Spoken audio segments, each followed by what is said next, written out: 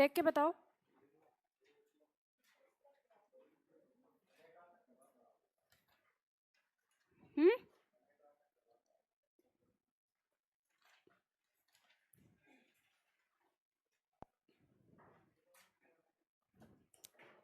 विलोम शब्द कहाँ तक हुए? 10 हो गए। चलो आगे करो।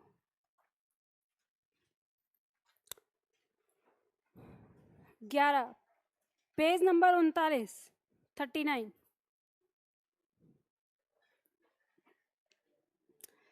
शब्द है विराट। विराट कहते हैं बड़ा, बहुत बड़ा या विशाल को। इसका विलोम हो जाएगा क्षुद्र। क्षुद्र मतलब छोटा। अगला शब्द है स्पृश्य। स्पृश्य मतलब स्पष्ट, जो स्पष्ट या साफ सुथरा। इसका विलोम हो जाएगा अस्पृश्य, जो अस्पष्ट हो, जो धुंधला या धुंधला कह सकते हैं। अगला शब्द है गौरव। गौरव का मतलब हो जाएगा प्रसिद्धि या नाम होना। इसका विलोम हो जाएगा लाघव। लाघव का मतलब है बदनामी। अगला शब्द है आयात। आयात का मतलब है खरीदना। इसका विलोम हो जाएगा निर्यात, मतलब बेचना। नेक्स्ट शब्द है अनुग्रह। अनुग्रह कहेंगे, जैसे कहते हैं ना मुझे अनुग्रह प्राप्त हुआ, दया दृष्टि कह सकते हो। दया दृष्टि अनुग्रह का मतलब होगा दया दृष्टि। इसका विलोम हो जाएगा दंड, कोप या विग्रह। का मतलब होता है जैसे क्रुद्ध दृष्टि होती है ना, क्रोध की दृष्टि, या कोप कहते हैं। अगला शब्द है जारज। जारज का विलोम है औरस। जारज कहते हैं प्रेमिका से उत्पन्न पुत्र को, या प्रेमिका से उत्पन्न जो संतान होती है उसे जारज कहते हैं। और औरस कहते हैं जो पति से उत्पन्न संतान होती है, पत्नी से उत्पन्न संतान होती है, मतलब शादी के बाद। शादी के बाद यानी शादी करने के बाद जो संतान उत्पन्न होती है उसे औरस कहते हैं। और जारज कहते हैं जो शादी से पहले संतान उत्पन्न होती है। ठीक है, जैसे आप जायज और नाजायज बोलते हैं, तो जायज मतलब औरस और नाजायज मतलब जारज। ठीक है। अगला शब्द है मसृण। मसृण का मतलब होता है मुलायम या कोमल। इसका विलोम हो जाएगा रूक्ष। रूक्ष मतलब रूखा। अगला शब्द है स्वर्ग। स्वर्ग का विलोम है नरक। अब पता नहीं कॉन्सेप्ट क्या है स्वर्ग और नरक का, क्या मतलब होता है स्वर्ग का? क्या क्या कहेंगे? स्वर्ग, स्वर्ग समझते हो क्या होता है? मोक्ष के बाद जो मिलता है। और नरक मतलब समझते, अगर ये कहें कि इसे शब्दों में बयां करो तो आप शब्दों में बयां नहीं कर सकते। और समझते हो, ये बड़ी विचित्र बात है। मतलब समझते हो और बयां नहीं कर सकते। खैर चलो, मेरे पास भी नहीं है शब्द, अगर होते तो मैं बता देती। मतलब स्वर्ग वो कॉन्सेप्ट है कि ऐसी जगह जहां सब कुछ अच्छा ही अच्छा होगा, मतलब सब कुछ बढ़िया बढ़िया होगा, वो स्वर्ग। और नरक जहां कष्ट ही कष्ट हो। तो ये महज एक कल्पना है और कुछ नहीं है। ठीक है, चलो आगे देखते हैं। अगला शब्द है संश्लेषण। संश्लेषण कहते हैं जोड़ना, किसी चीज को जोड़ने से। इसका विलोम हो जाएगा विश्लेषण। विश्लेषण कहते हैं किसी चीज को अलग अलग करना, अलग अलग करके जो बात की जाती है उसे विश्लेषण कहेंगे। अगला शब्द है अति। अति का भाव आ जाता है अधिकता से, अधिक। इसका विलोम है न्यून। न्यून का मतलब है कम। नेक्स्ट शब्द है ग्रहण। ग्रहण मतलब जिसे आप ग्रहण करते हैं, ग्रहण करने योग्य, या जिसे स्वीकार करते हैं। इसका विलोम हो जाएगा त्याग, यानी जिसे छोड़ दिया जाए, त्याग दिया जाए। अगला शब्द है, कहाँ गया, सरल। सरल का विलोम है कठिन। सरल मतलब आसान, इसका विलोम हो जाएगा कठिन मतलब मुश्किल। अगला शब्द है सूक्ष्म। सूक्ष्म कहते हैं जो बहुत छोटा हो, महीन हो। इसका विलोम हो जाएगा स्थूल, मतलब बहुत बड़ा या विशाल। अगर आप इस समय देख पा रहे होंगे, अगर पुरानी चीज़ें याद होंगी तो आपको पता चल रहा होगा कि शब्द जो है रिपीट हैं, ठीक है, बार बार बार आ रहे हैं। अच्छा, एक बात मुझे याद आई रिपीट से, 3-4 दिन पहले एक छात्र से बात हो रही थी, ऑनलाइन क्लास का है अब ये मुझे पता नहीं कौन सी क्लास का है वो छात्र, ऑफलाइन वाला जो कंप्लीट बैच है उसका या लाइव बैच है। तो बात कर रहा था मुझसे, राजस्थान का छात्र था। तो कह रहा था कि मैम आपकी जो शब्दावली है उसमें बहुत कम है, और जो मतलब शब्द दिए हुए हैं वो बहुत कम हैं, और एक वो अपने वहाँ के किसी उनको बताया था उनके में बहुत ज़्यादा शब्द हैं। तो मैं, आप मुझे बताओ कि मैं आपके से याद करूँ कि उनके से याद करूँ। तो मैंने कहा बेटा जिससे तुम्हारा मन करे उससे याद कर लो। तो बोले वैसे तो मैंने देखा था तो आपके में शब्द बहुत कम थे, तो मैं उनसे याद कर रहा हूँ, और उनके मिल जाते हैं कहीं कहीं, लेकिन जब मैंने परीक्षा में देखे जो प्रश्न आए हुए थे आपकी किताब में सारे मिल गए थे, और उनकी में बहुत ढूंढने पड़ते हैं, आपकी में पहले दूसरे तीसरे में मिल जाते हैं। तो फिर मैंने कहा तो आपको किससे याद करना चाहिए, कि नहीं मैं सोच रहा हूँ आने वाली परीक्षाओं में मान लो अगर कोई शब्द है जो आपकी में ना मिल पाए। मतलब मैं समझ नहीं पाई कि वो कहना क्या चाहता है।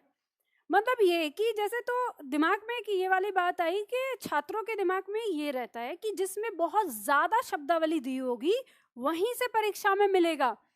तो देखो मैं आपको एक चीज़ बता दूं, इसी ये जो बात मैंने अभी आपको बताई है, यही बात जब ये शब्दावली मैंने बनाई थी, इससे पहले शब्दावली मेरी और भी पतली थी ये। तो इसमें आपने देखा होगा पर्यायवाची के बाद कुछ ऐसे शब्द दिए हुए हैं कि अन्य महत्वपूर्ण पर्यायवाची, और विलोम शब्द के बाद भी दिए हुए हैं अन्य महत्वपूर्ण विलोम शब्द जो इससे दिए हैं। तो ये मैंने बस इसीलिए दिए थे किताब को मोटा करने के लिए, और छात्रों को ये पता चले कि हाँ ये वाले शब्द भी हैं। तो मैं आपसे बोलती हूँ कि जो मैंने आपको सेट बना के दे रखे हैं इनको याद करने के बाद अगर आपको घबराहट, परेशानी, बेचैनी हो तो आप वो भी याद कर लें कि हाँ ये भी याद कर ले हमें। तो वो ऐसे दिए हुए हैं सेट। तो छात्रों के दिमाग में ये रहता है कि कम दिया हुआ है तो पता नहीं परीक्षा में मिलेंगे या नहीं मिलेंगे। तो आपको ये रहस्य बताती हूँ कि ये जो मैंने शब्द दिए हैं ये क्या था, जब मैंने शुरुआत में शब्दावली जब बनाई थी तो पूरे 15-16 साल के जो पेपर थे उनको इकट्ठा करके, और उस पेपर में कोई एक पेपर नहीं कि आपका केवल यूपीएसआई का पेपर है या नहीं है, उत्तर भारत के जितने भी राज्य हैं ना जिनमें हिंदी आती है, और उसमें चाहे वो परीक्षा कोई सी भी है, किसी में अगर 5 नंबर की भी है ना तो वो भी उसमें जो पूछे गए वो सारे प्रश्न जो इकट्ठे थे, उन सारे इकट्ठे प्रश्नों को एक जगह मैंने इकट्ठा किया, और उसमें से विलोम शब्द को एक तरफ निकाला, पर्यायवाची को एक तरफ निकाला। तो उसमें मैंने ये चीज़ पाया कि जब मैंने ये शब्द टाइप कर पाए तो मेरे पास ये शब्द जो है कम से कम 1500-1600 के करीब शब्द मेरे सामने आ गए थे। फिर जब मैंने इनको देखा तो ये repeat repeat repeat repeat repeat repeat इतने कि इनमें अगर जैसे मान लो कि अगर मैं किसी शब्द की बात करूं, जैसे चंचल और स्थिर वाला शब्द अगर आप इसको लें तो ये शब्द ऐसा था कि कम से कम 150 बार रिपीट होगा, कम से कम 150 बार, इस तरह के शब्द थे। तो उनको निकाला गया निकाला गया निकाला गया, तो निकालते निकालते आपके ये बचे जो अब इसमें 14 सेट आते हैं ना जो जो बताएं, रिपीट वाले शब्दों को निकालते निकालते हटाते हटाते आपके 14 सेट में आने वाले ये टोटल शब्द हमारे बचे विलोम शब्द में। तो ये मैंने रखे, और इसमें भी जब हम पढ़ते हैं तो हम ये पाते हैं कि बहुत सारे शब्द में हमारे इसमें भी रिपीट हो रहे हैं। तो आप लोग जब कभी किसी परीक्षा को दे के आते हो और आपको जो ये सेट, इन्हीं सेटों में जो मिल जाते हैं ना शब्द, इसका कारण ये है कि इसमें जो रखे हुए हैं शब्द, ये वो शब्द रखे हुए हैं जो हमारे पिछले 20-30 सालों से हमारी परीक्षाओं में आ रहे हैं, चाहे वो यूपीएससी की परीक्षा है, चाहे वो आईएएस की परीक्षा रही है, चाहे वो हमारी पीसीएस की रही है, चाहे आरओ की रही है, या किसी और दूसरे मेंस की। अगर किसी में ये भी पूछा ना कि शब्द देके कि उन्मीलन का विलोम बताओ, और वहाँ आपको किस में लिखना है, सब्जेक्टिव रूप में लिखना है, तो वहाँ से भी क्वेश्चन उठाए हुए हैं इसमें। तो यही कारण, ऐसे ही आपके वर्तनी शुद्धिकरण के, तो इसमें लगभग जितने भी सारे आपके सेट आ रहे हैं जो बनाए हैं अभ्यास सेट, ये मैंने ऐसे ही किया था। तो बहुत इस पे काफ़ी समय लगा था जब मैंने ये काम किया था। तो इस वजह से आपको इसमें बहुत सारी चीज़ें थोड़ी रिपीट वाली मिलती हैं और थोड़े ऐसे शब्द हैं कि जो आपको यहाँ परीक्षा में मिल जाते हैं।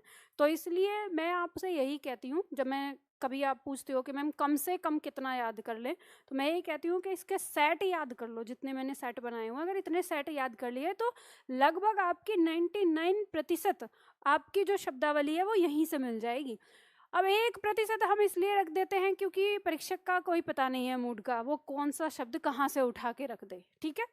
तो इसलिए इस पे ज़्यादा फोकस करिए। जो छात्र ये जानना चाहते हैं कि शब्दावली का फोकस कहाँ से करें, तो इससे ज़्यादा करिए, ठीक है। आगे अगला शब्द आपका दिया हुआ है तमस। तमस का विलोम है सात्विक। देखो तमस का मतलब हो जाएगा ये है राक्षसों का गुण, जो राक्षसों के अंदर गुण होता है, इसका विलोम हो जाएगा सात्विक, मतलब दैवीय गुण।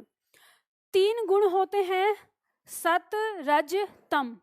सत गुण होता है देवताओं का, रज गुण होता है मनुष्य का, और तम गुण होता है राक्षसों का, ठीक है। और मनुष्य एक ऐसा प्राणी है जिसके पास ये तीनों गुण पाए जाते हैं। तो सात्विक मतलब हो गया दैविक।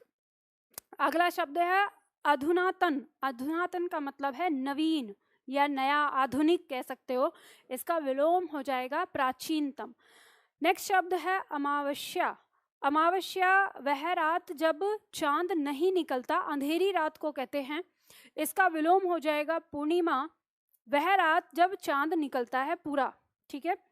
भोगी का विलोम है योगी। भोगी मतलब भोग करने वाला, ठीक है, जो सांसारिक जीवन में रहता है, संसार के दुख सुख का भोग करता है।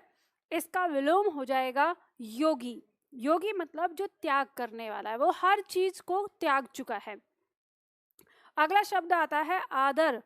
आदर का विलोम है निरादर। आदर मतलब सम्मान करना, सत्कार करना। इसका विलोम हो जाएगा निरादर, मतलब उसका अपमान कर देना या सत्कार नहीं करना। नेक्स्ट शब्द है एक। एक का विलोम है अनेक, दोनों एक दूसरे का विलोम है। अगला शब्द है पक्ष। पक्ष मतलब जिसके समर्थन में आप हो, पक्ष में होना, और इसका विलोम हो जाएगा विपक्ष, यानी जो दूसरी तरफ है, दूसरे पक्ष में है। अगला शब्द है प्रवृत्ति। प्रवृत्ति का विलोम है निवृत्ति। प्रवृत्ति का मतलब है आरंभ करना किसी चीज को या शुरुआत कर देना, शुरुआत करना, और इसका विलोम आ जाता है निवृत्ति। निवृत्ति मतलब किसी चीज की समाप्ति कर देना। अगला शब्द है मान। मान सम्मान को कहते हैं, इसका विलोम हो जाएगा अपमान, मतलब किसी का अपमान सम्मान नहीं करना। अगला शब्द है सार्थक। सार्थक कहते हैं जो अर्थ रखता हो। सार्थक शब्द बना है स प्लस अर्थ से, जो अपने में एक अर्थ रखता है सार्थक कहलाएगा। अर्थपूर्ण कह सकते हैं। इसका विलोम हो जाएगा निरर्थक, मतलब जिसमें कोई अर्थ ना हो। अगला शब्द आता है हमारा जीवित। जीवित मतलब जो जिंदा है, जिसमें प्राण है। इसका विलोम हो जाएगा मृत। मृत मतलब मरा हुआ, जिसमें प्राण नहीं है। अगला शब्द है आरंभ। आरंभ का मतलब शुरुआत, और इसका विलोम हो जाएगा अंत। अंत मतलब समाप्त। नेक्स्ट शब्द है निरोग। निरोग का विलोम है रोग, जिसमें कोई रोग ना हो निरोग कहलाएगा, और रोग का होना रोग। अगला शब्द है लजीला। लजीला मतलब जिसमें लज्जा हो, शर्म हो। इसका विलोम हो जाएगा बेशर्म, यानी जिसमें शर्म ना हो। मेरे साथ शब्द बोलना है, ठीक है, चलो। विराट, स्पृश्य, गौरव, आयात, अनुग्रह, जारज, मसृण, स्वर्ग, संश्लेषण, अति, अधिग्रहण, सरल, सूक्ष्म, तमस, अधुनातन, अमावस्या, भोगी, आदर, एक, पक्ष, प्रवृत्ति, मान, सार्थक, जीवित, आरंभ, निरोग, लजीला। देखो जैसे शब्द यहाँ पर दिया है, अनुग्रह का आगे दंड, कोप और विग्रह दिया है ना, तो इसका प्रश्न ऐसे था कि अनुग्रह का विलोम नहीं है। तो जब नहीं है दे दिया तो 3 ऑप्शन में होगा, चौथा नहीं होगा, तो तीनों ऑप्शन यहाँ सामने रख दिए हैं। इसलिए कभी कभी आपने देखा होगा कि कहीं पे अगर कोई शब्द रिपीट भी होता है तो कई बार दूसरी बार उसका विलोम ना दूसरा होता है, तो वह प्रश्नों के आधार पे ही है। चलो यहाँ पे इस शब्दावली को याद करते रहिए, आगे आपके लिए बहुत काम देगा। 40% आपकी परीक्षा में आता है। आज हम पढ़ने वाले हैं रस। लास्ट क्लास में हम लोगों ने अलंकार पढ़ लिया था, ठीक है, अलंकार हमारा समाप्त हो गया था। आज हम पढ़ेंगे रस। अब देखो एक बात ध्यान रखना कि यहाँ पे हम रस पढ़ने वाले हैं। मैं आपको कुछ कहानियाँ जरूर सुनाऊंगी, तो ऐसा है कि फ्लैशबैक में जाने की परमिशन रहेगी आप लोगों को, आप जा सकते हो, आप अपनी पुरानी दुनिया में, ठीक है, बीती हुई दुनिया में जा सकते हो। लेकिन शर्त ये है कि जब मैं कहूँगी तब जाना है फ्लैशबैक में, और जब मैं कहूँगी कि ठीक है वापस आ जाओ तो वापस आ जाना है। अब ये नहीं पता चले कि मैं तो यहाँ पढ़ाने लग गई, आप अब वहाँ से आए ही नहीं हो, तो जो पढ़ाई थी वो तो निकल गई, आप किसी और दुनिया में चले गए। तो आपके जीवन से उदाहरण लेते हुए मैं रस समझाने की कोशिश करूँगी आपको। तो आपको आनंद भी लेना है और पढ़ाई भी करनी है। अब ये नहीं हो कि केवल आप आनंद लेने में लगे रहे और फिर आपने पढ़ाई करी नहीं, तो इसे समझना है। तो रस हमारा क्या होता है, अगर हम रस शब्द की बात करें इसके शाब्दिक अर्थ की, तो इसका अर्थ होता है आनंद, ठीक है। एक शाब्दिक अर्थ आता है इसका जूस, जैसे देखा होगा। पीछे आवाज कम आ रही है क्या? अभी ठीक है? आवाज ज्यादा हो गई? अभी ठीक है इतनी? चलो, तो वहां पे मैंने कहा जूस तो वो कह रहे हैं जुलूस, तो इसलिए ना आवाज सही होनी जरूरी है क्योंकि फैन चल रहा है ना। तो जो रस शब्द है हमारा, तो जूस उसका अर्थ जरूर होता है, लेकिन आप देखेंगे कि जब आप जूस पीते हो तो उसको पीने के बाद भी आप कहते हो आनंद आ गया, मतलब इसका जो एक भाव है वो क्या है, आनंद है। अब हम बात कर रहे हैं कि हिंदी में रस का क्या मतलब है। तो हिंदी में रस का मतलब है कि जो हम किसी काव्य की बात करें, तो काव्य हमने लास्ट क्लास में पढ़ा था कि काव्य क्या होता है, किसी भी कवि के मन की बात अगर किसी पंक्ति में कह दी जाती है, किसी कविता स्वरूप कह दी जाती है, तो वही क्या कहलाता है, काव्य कहलाता है। तो परिभाषा कहती है कि किसी काव्य को पढ़ते या सुनते या देखते समय जिस आनंद की अनुभूति होती है उसे हम क्या कहते हैं, रस कहते हैं। तो मतलब हमें यहाँ पे सबसे पहली बात ये पता चली कि जब हम किसी काव्य को पढ़ेंगे, किसी भी पंक्ति को पढ़ेंगे, तो हमारे मन में कोई भाव आएगा। अब वो भाव किस प्रकार का है ये निश्चित करेगा कि हमारा कौन सा रस उत्पन्न हुआ है। पॉइंट आता है जो आपकी परीक्षा के दृष्टिकोण से महत्वपूर्ण है, जिसमें प्रश्न पूछ लिए जाते हैं कि सर्वप्रथम भरत मुनि ने अपने ग्रंथ नाट्य शास्त्र में रस का उल्लेख किया है। तो प्रश्न आ जाता है कि सर्वप्रथम रस का उल्लेख किसने किया था, तो भरत मुनि ने किया था। किस ग्रंथ में किया था, नाट्य शास्त्र में किया था। भरत मुनि के अनुसार रस की संख्या 8 होती है। रस की संख्या के बारे में भी प्रश्न आता है। अगर आ गया कि भरत मुनि के अनुसार रस कितने प्रकार का होता है या कितने रस होते हैं, तो 8 होते हैं, ठीक है। एक पॉइंट और इसमें दिया है कि भरत मुनि ने अपने रस सूत्र में स्थायी भाव का उल्लेख नहीं किया है। अब प्रश्न ऐसे आता है कि भरत मुनि के रस सूत्र में निम्न में से किसका उल्लेख नहीं पाया जाता, तो आपको उत्तर क्या देना है, स्थायी भाव का।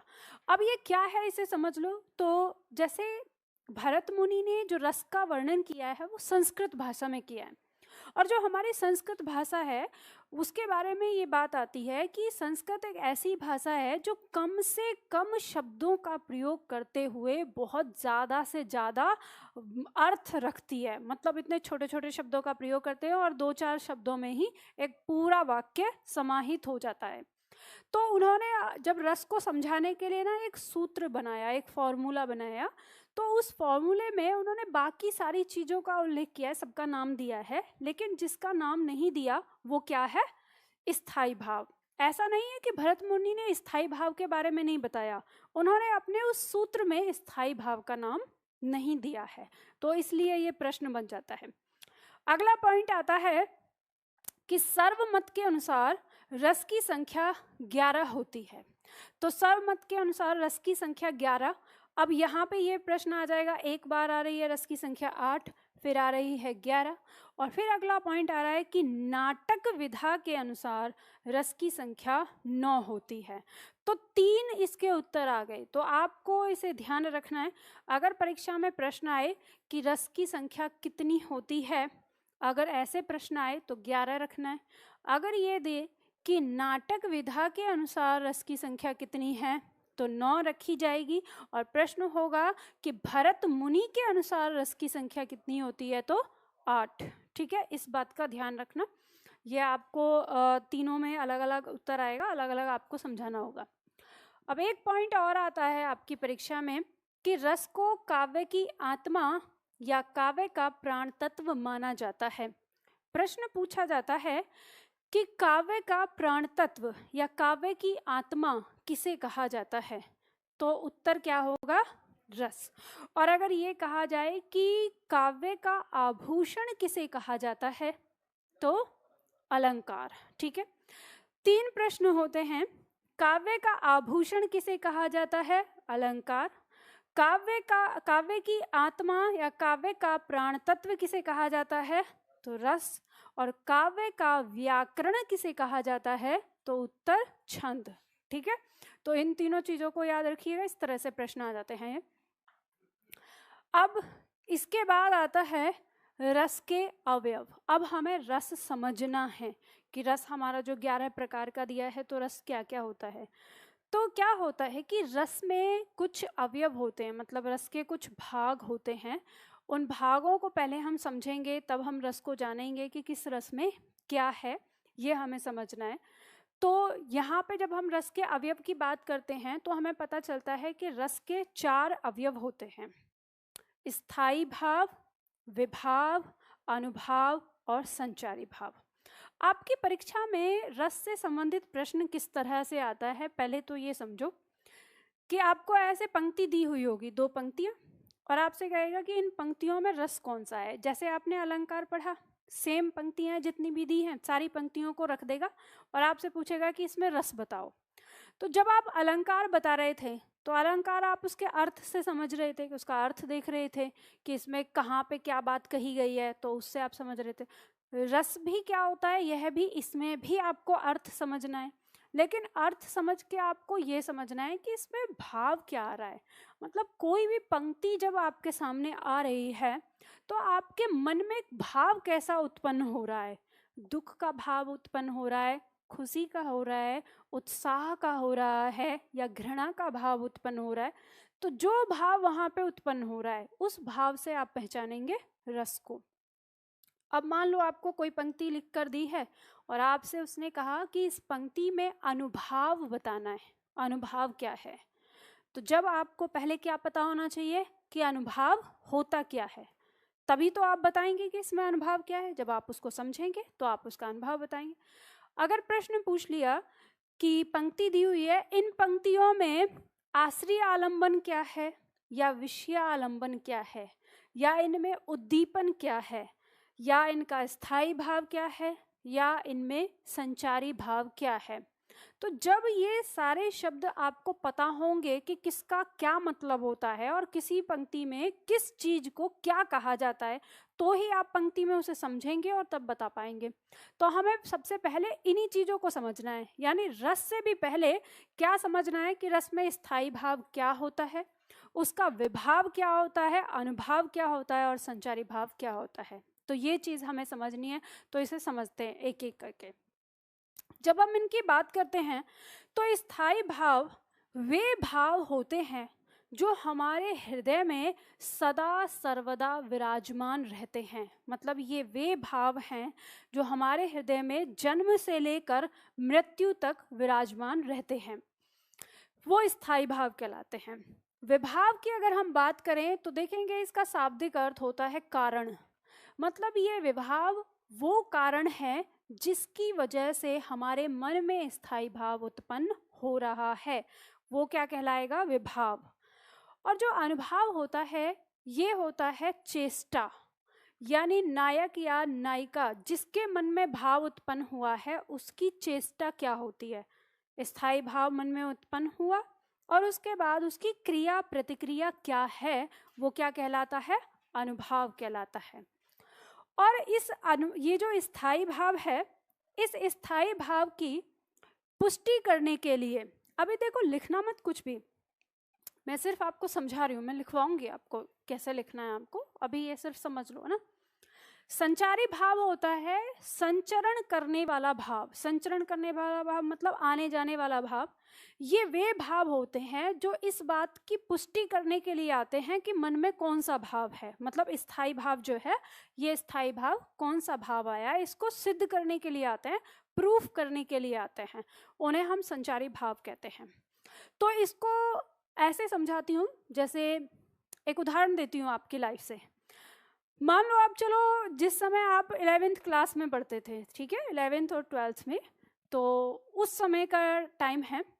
तो वहाँ पे ये हुआ कि आप आज 12th क्लास में जाना है आपको नया, तो 11th क्लास की छुट्टियाँ आपकी समाप्त हो गई हैं। तो एक दिन पहले आपके दोस्त ने आके बताया कि भाई हमने सुना है हमारी क्लास में एक नया चेहरा आया है। अब नया चेहरा आया है या आई है ये आपको पता है ना। तो अब क्योंकि जब स्कूल टाइम में होते हैं तो कोई भीड़ तो होती नहीं है, सबको पता होता है कौन क्या है।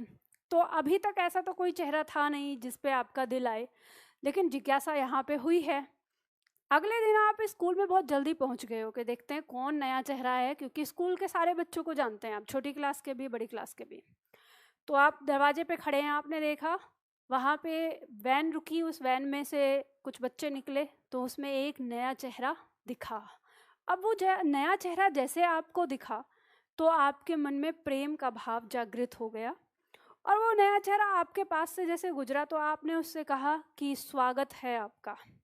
उन्होंने आपकी तरफ देखा और एक स्माइल दे दी, और उसके बाद वो निकल गए। तो अब ये जो घटना घटी इस पूरी घटना में, तो इस पूरी घटना में क्या क्या है वो मैं बताती हूँ। जब आपने पहली बार वो नया चेहरा देखा, तो वो नया चेहरा देखने के बाद मन में जो प्रेम का भाव जगा वो क्या है, स्थायी भाव, ठीक है, मन में प्रेम का भाव जगा।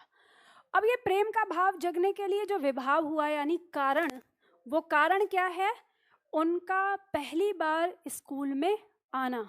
तो ये उनका वो कारण है, और आपका उनको देखना, तो ये वो कारण है जिसकी वजह से क्या हुआ, स्थायी भाव जगा। अब स्थायी भाव जग गया तो उसके बाद आपने चेष्टा क्या की कि जब वो बगल से गुजरे आपने कहा स्वागत है आपका। तो ये था अनुभाव यानी क्रिया प्रतिक्रिया। और फिर उसके बाद जब उन्होंने आपको स्माइल कर दी तो उसके बाद आप जोर से मुस्कुरा गए और आप उछल गए। तो वहाँ आपके बगल में जो आपका दोस्त खड़ा था उसको पता चल गया कि भाई के मन में प्रेम आ चुका है। तो मतलब उसने पुष्टि कर दी, जो उत्साह का भाव आया आपके मन में, जो आप उछल गए कूद गए खुशी से, तो वो था संचारी भाव। यानी उसने ये पुष्टि कर दी कि हृदय में कौन सा भाव जगा है। तो ये हमारे भाव है। अब इनको विस्तार से थोड़ा समझेंगे। तो यहाँ पे देखते हैं, नीचे सबसे पहले स्थायी भाव को पढ़ेंगे, अब लिखेंगे यहाँ पे आगे। इसमें चार्ट में अभी आपको कुछ नहीं लिखना, यहाँ से लिखेंगे। देखो यहाँ पर दिया हुआ है, हमारे हृदय में सदा सर्वदा से विराजमान रहने वाले भाव जिनसे हम अपनी भावनाएं प्रकट करने में समर्थ होते हैं। हमारे मन में जो भावना उठी है हम उसको प्रकट करते हैं, वो हमारे क्या कहलाते हैं, स्थायी भाव कहलाते हैं। और इनकी संख्या 9 मानी गई है। ये कौन कौन से हैं हम यहाँ लिखेंगे। तो लिखो, इसमें सबसे पहले आता है हमारा रति। रति कहते हैं हम प्रेम को, ब्रैकेट में लिख लेना, रति, हास, शोक,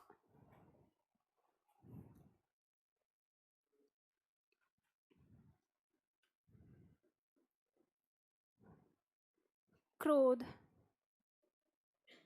भय, उत्साह,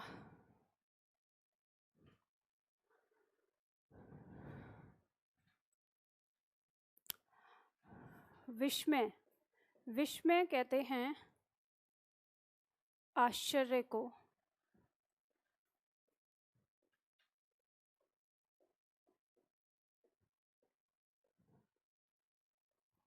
ठीक है। इसके बाद देखो जुगुप्सा,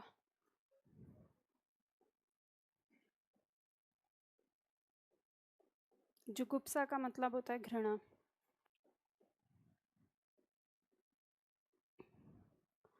तो निर्वेद, निर्वेद का अर्थ होता है वैराग।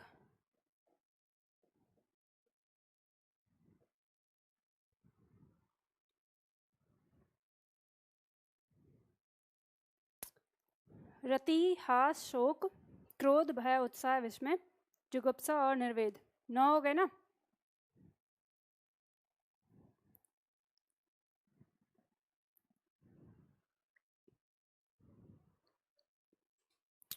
पूर्ण विराम लगा के यहाँ पे लिखो इसके आगे से, संतान विषयक रति, संतान विषयक रति एवं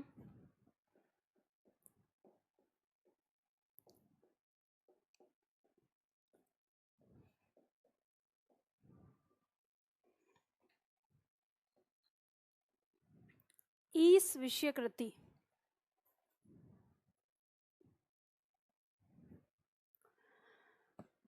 संतान विषयक रति एवं ईस विषयक रति, ये दोनों रति के ही भेद हैं। ये दोनों रति के ही भेद हैं।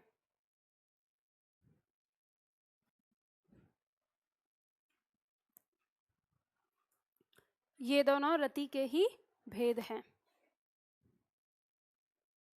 लिख लिया?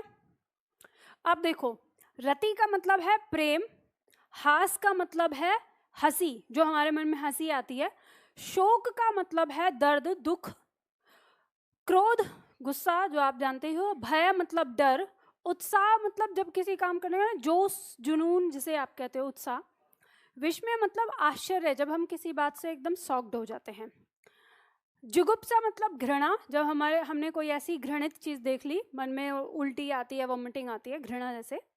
निर्वेद, निर्वेद का अर्थ होता है वैराग। वैराग मतलब होता है जो सन्यासी की भावना होती है ना, सब कुछ त्याग देने की, संसार को, मोह माया को, सबको छोड़ देने के लिए। तो ये हमारे 9 भाव होते हैं, और ये हमारे यानी प्राणी के अंदर 9 के 9 भाव हर प्राणी के अंदर होते हैं। ऐसा कोई प्राणी नहीं होता जिसके अंदर ये 9 भाव नहीं होते।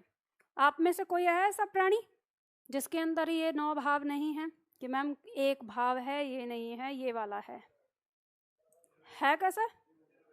निर्वेद नहीं है, और बाकी सारे भाव हैं। पता होना चाहिए आपको कि है या नहीं, सारे हैं। घृणा भी है ना, निर्वेद नहीं है, अब ये कह रहे हैं निर्वेद नहीं है। देखो एक बात ये जान लेना, जो प्राणी ये कहता है कि मेरे अंदर ये 9 भाव में से कोई एक भाव नहीं है, तो 2 स्थितियां उसके साथ, या तो वो झूठ बोल रहा है, ठीक है, या तो वो झूठ बोल रहा है, या फिर उसे तत्काल प्रभाव से डॉक्टर से मिलने की आवश्यकता है, क्योंकि वो सामान्य नहीं है। ठीक है, तो उसे डॉक्टर से मिलने की आवश्यकता है, फिर वो सामान्य नहीं रहा है, मतलब दिमाग में कोई कीड़ा आ गया है, लोचा आ गया है। जिसके अंदर ये 9 भाव होते हैं वो एक सामान्य प्राणी होता है। अब आप कहेंगे निर्वेद, आप हाँ ये कह सकते हो कि हम झूठ बोल रहे हैं, हमको पता नहीं। हाँ, ये हो सकता है कि आपको पता नहीं है कि मन में भाव कैसे आ रहा है। तो आपने कहा निर्वेद, आप कहेंगे नहीं मैम, मैं तो बहुत ज़्यादा वैरागी हूँ, मैं तो बहुत विराग में रहता हूँ, मतलब कभी मुझे हर किसी से प्यार हो जाता है, मैं मोह माया से दूर रह ही नहीं सकता। तो ये बात अलग है कि आपको नहीं पता कि आपका जो ये वैराग है ये कब आता है। देखो, आप लोग नहीं समझोगे अभी वैराग को, आप अभी उस अवस्था में हो जो ये वो अवस्था है जिसमें श्रृंगार रस की प्रधानता रहती है। तो श्रृंगार और कहाँ वैराग, दोनों एकदम विरोधी हैं दोनों चीज़ के। तो इसमें इतनी आसानी से आपको वैराग नहीं मिलता है। लेकिन हाँ, अगर 40-50 साल की उम्र वाले व्यक्ति से पूछोगे तो वो ये कहेगा मेरे अंदर वैराग है। मतलब 60 के बाद आते तो मन में वैराग ही चलना शुरू हो जाता है।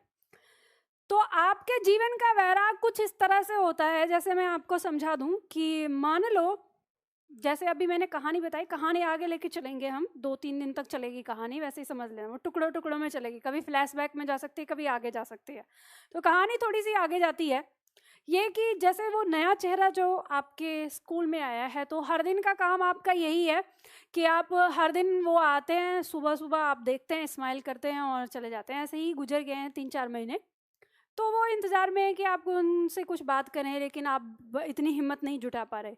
लेकिन एक दिन क्या हुआ कि आप शाम को जा रहे हो रास्ते पे, तो रास्ते में एक रेस्टोरेंट पड़ता है, आपकी नज़र पड़ी वहाँ पे, अपने दोस्त के साथ हो आप वहाँ पर, तो आपकी नज़र पड़ती है कि वो नया चेहरा जिसे आप हर रोज़ देखते हो रेस्टोरेंट में है, और कोई उसे फूलों का बुके दे रहा है और सामने केक रखा हुआ है।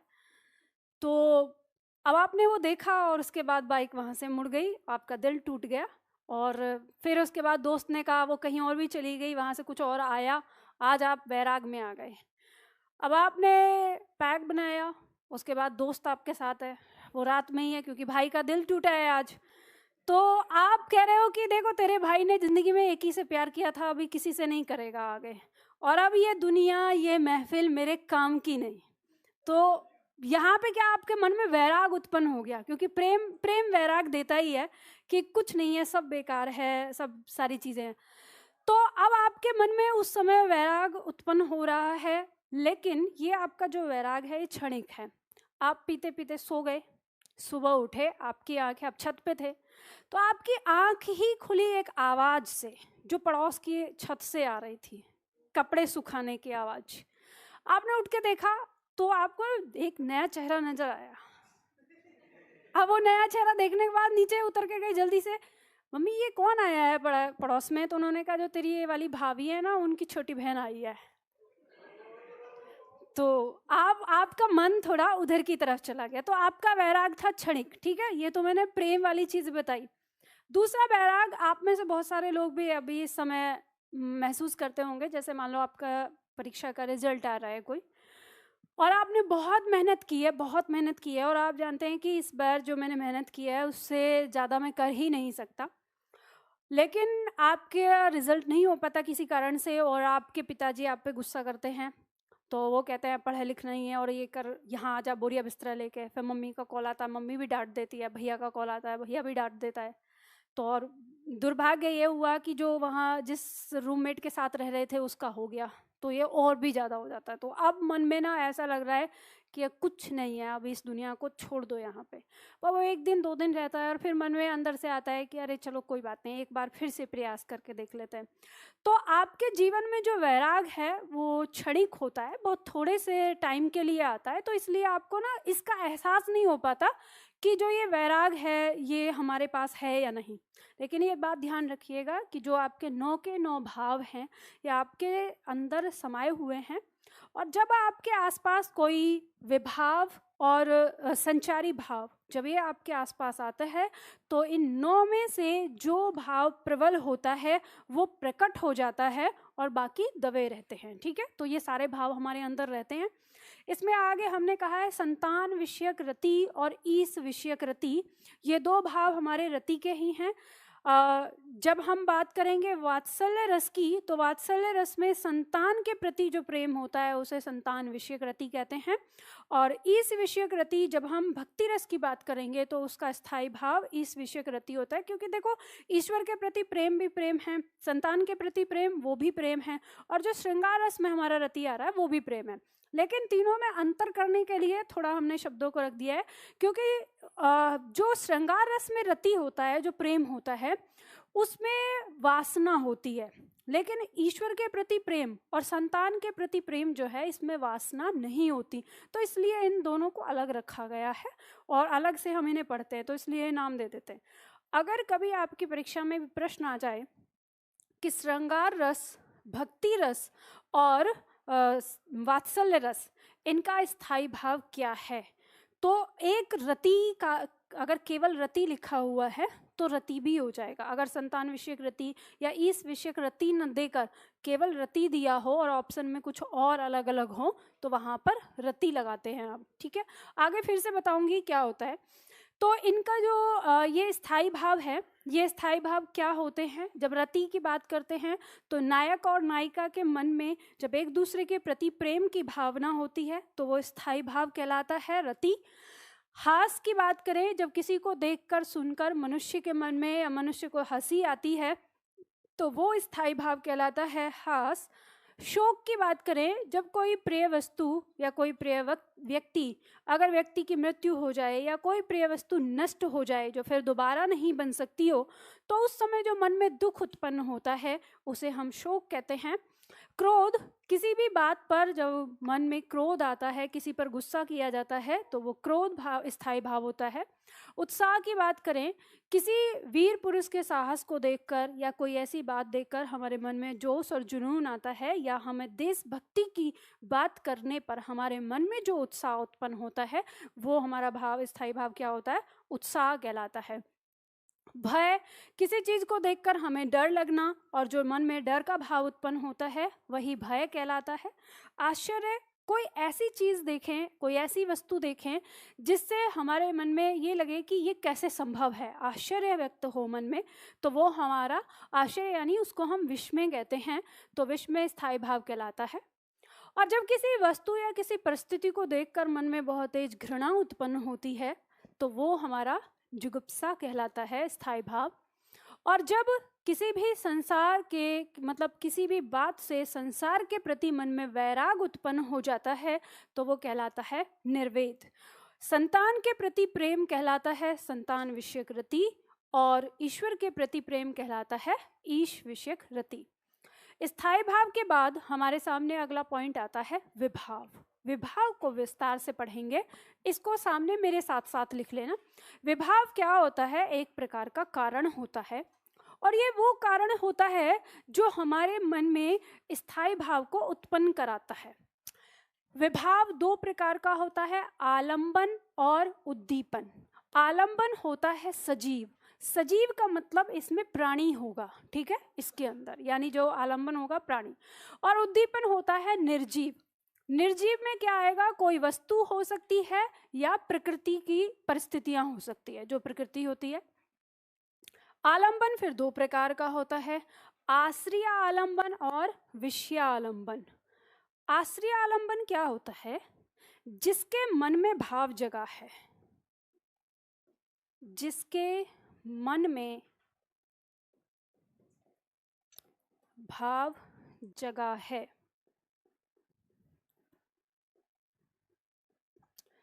नायक या नायिका कोई भी हो सकता है, ठीक है। विषय आलंबन होता है जिसके कारण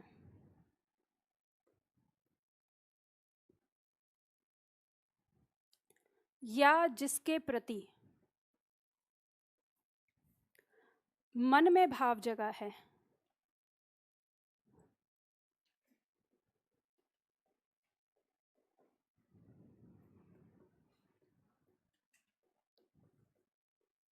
जिसके कारण या जिसके प्रति मन में भाव जगा है, नायिका या नायक।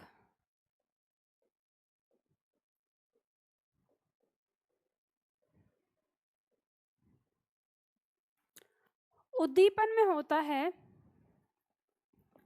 वे परिस्थितियां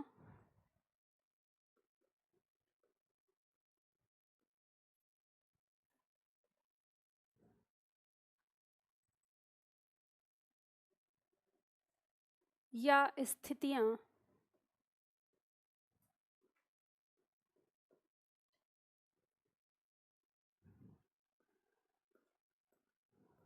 जिनके कारण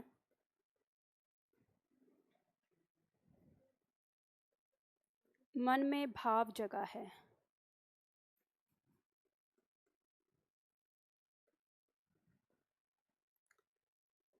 जैसे कोयल की आवाज,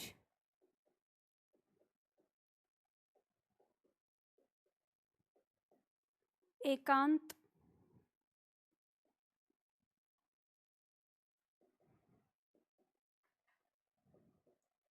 वर्षा आदि।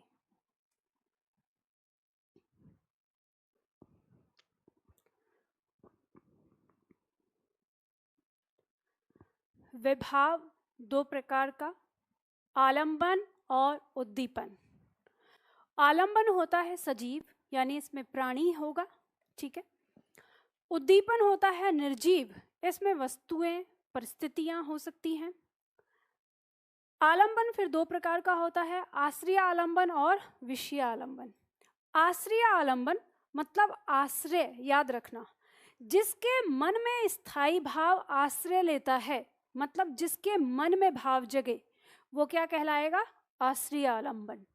और विषय आलंबन जिसके कारण या जिसके लिए, जिसके प्रति मन में भाव जगा है और वो सजीव होना चाहिए, ठीक है, तो वो क्या कहलाएगा? विषय आलंबन। उद्दीपन में हो जाता है वे परिस्थितियां, वस्तुएं, वे स्थितियां जिनके कारण मन में भाव जगा है, जैसे कोयल की आवाज या एकांत स्थल या वर्षा आदि। जैसे उदाहरण से समझो, हम फ्लैशबैक में जाएंगे अपनी इस कहानी पे। जब पहले दिन स्कूल में वो पहला चेहरा सामने आया, आपके मन में भाव जगा, तो आपके मन में भाव जगा था तो आप क्या हैं? आश्रय आलंबन। किसके कारण मन में भाव जगा था? जो सामने नया चेहरा देखा है, तो वो नया चेहरा क्या है? विषय आलंबन। और परिस्थितियां क्या हैं? परिस्थितियां हैं स्कूल में पहली बार मिलना, ठीक है, तो स्कूल में पहली बार मिले, ये कारण है, ये परिस्थितियां हैं, तो ये हमारा क्या हो गया? उद्दीपन आ जाएगा, ठीक है इसमें। तो ये बात समझ में आ गई, बहुत आसान है, इसमें कुछ ऐसा नहीं है जो नहीं समझ में आएगा, ठीक है। चलो मिटा दूं इसको। अब इसके बाद आता है अनुभाव।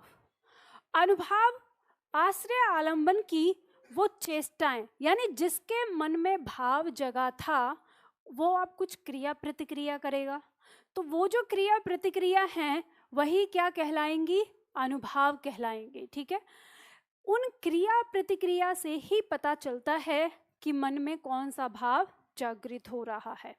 अब इसमें उदाहरण पे आ सकता है, जैसे शर्म से आंखों का झुक जाना, या आंखों से अश्रुधारा बहना, भय से कांपना, गुस्से से मुंह का लाल होना, वमन करना, वमन का मतलब होता है वॉमिटिंग, उल्टी करना जिसे कहते हैं, मुस्कुराना आदि। अब ये जो अलग अलग उदाहरण दिए हैं, ये अलग अलग रस के हिसाब से दिए हैं, मतलब जैसे आपका अलग अलग रस होता है उस हिसाब से दिए हुए हैं, ठीक है। अब ये जो अनुभाव होता है ये हमारा 4 प्रकार का होता है, यानी इसके 4 भेद होते हैं। कौन कौन से? अब ये आपकी परीक्षा में आ जाते हैं। पहला भेद दिया है कायिक अनुभाव। अब इसके सामने लिखो यहाँ पर, यानी एक एक करके इसको समझेंगे, इसे एक एक करके लिखते हैं। इसमें कायिक अनुभाव के सामने लिखना है आपका शरीर के अंगों से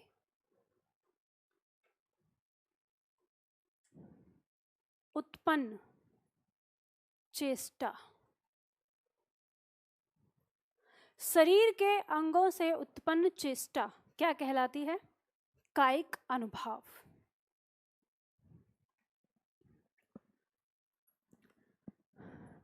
ये जो कायिक शब्द है, ये शब्द बना है काया से, ठीक है। क्या शब्द है? काया। काया का क्या अर्थ होता है? शरीर, ठीक। तो शरीर के अंगों से उत्पन्न चेष्टा ही क्या कहलाता है? कायिक अनुभाव।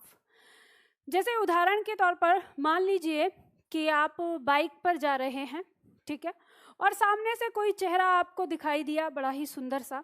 तो जब आप पहले जा रहे थे तो आप बहुत आराम से जा रहे थे, शांत स्वभाव से, कोई दिक्कत नहीं थी। लेकिन जैसे ही वो चेहरा दिखाई दिया तो आपकी बाइक स्टंट करने लगती है। अब ये क्या हुआ? शरीर से चेष्टा उत्पन्न हो गई। या फिर मान लो आप ऐसे जा रहे हो तो ऐसे बालों में हाथ मारना शुरू कर दिया। तो ये सब क्या है? ये कायिक चेष्टा है, यानी यही कायिक अनुभाव कहलाएगा। मन में भाव जगा है, भाव जगते ही क्रिया प्रतिक्रिया आई है, तो शरीर के द्वारा क्रिया प्रतिक्रिया आई है, तो वो क्या कहलाएगा? कायिक अनुभाव। आता है वाचिक, वाचिक अनुभाव। तो इसमें लिखो वाणी के द्वारा, वाणी के द्वारा उत्पन्न चेष्टा। वाणी के द्वारा उत्पन्न चेष्टा क्या कहलाएगा? वाचिक अनुभाव।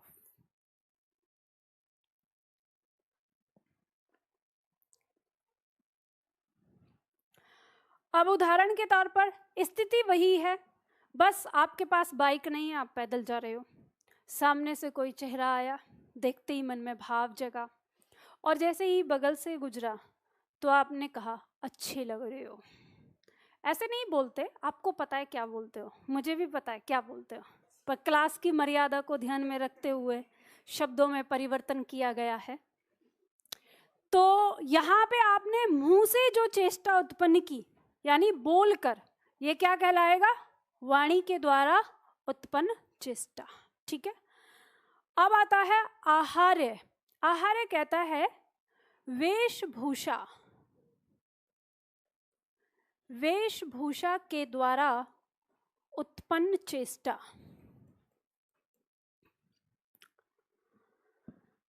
वेशभूषा के द्वारा उत्पन्न चेष्टा।